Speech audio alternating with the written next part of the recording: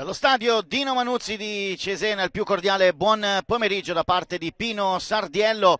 La sfida valida per il 40° turno della Serie B-Win tra Cesena e Juve Stabia inizierà tra poco meno di 5 minuti con i bianconeri che vogliono risvegliarsi dall'incubo play-out. Un'occhiata al cronometro e si parte con il primo pallone per gli ospiti. Intercettato il pallone da parte di Murolo, un intervento sciocco. Ha deciso di sorvolare un po' da questa parte e un po' dall'altra. Succi intanto la sua iniziativa scarica all'indietro, la conclusione da parte di Consolini sul fondo.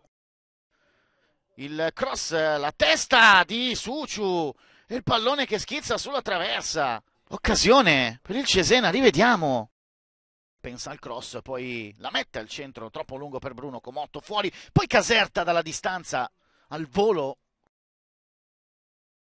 Il cross al centro verso il colpo di testa da parte di Moreno, poi il pallone che resta lì, Succi! Il Cesena avanti! Davide Succi al suo 14° gol in questo campionato, allontana Bisoli dalla zona play-out.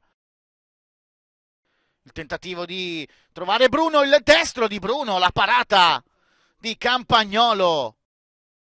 Salta Comotto, Baldanzeddu prova a mettere al centro il pallone, scivolano in due, Acostì in area di rigore, scarica su Bruno, il destro ancora di Bruno sul fondo.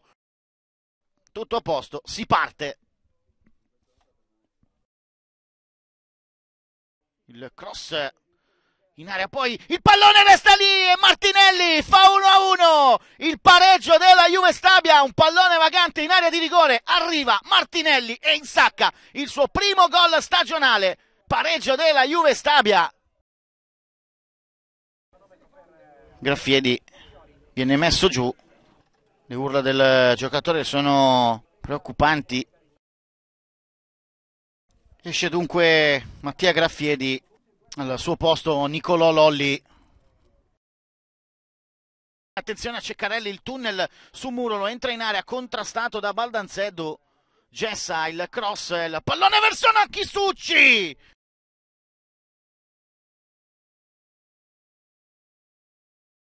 Retrocederebbe, intanto Improta, il destro di Improta dai 30 metri.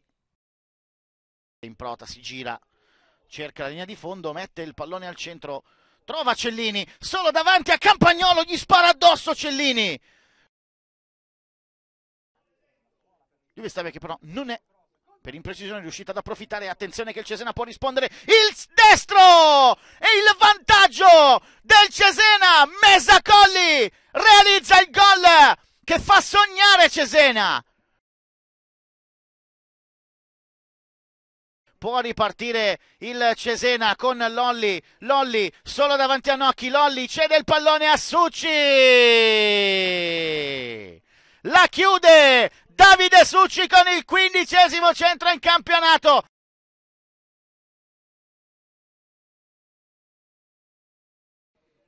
Al termine finisce qui, il Cesena si impone sulla Juve Stabia 3-1.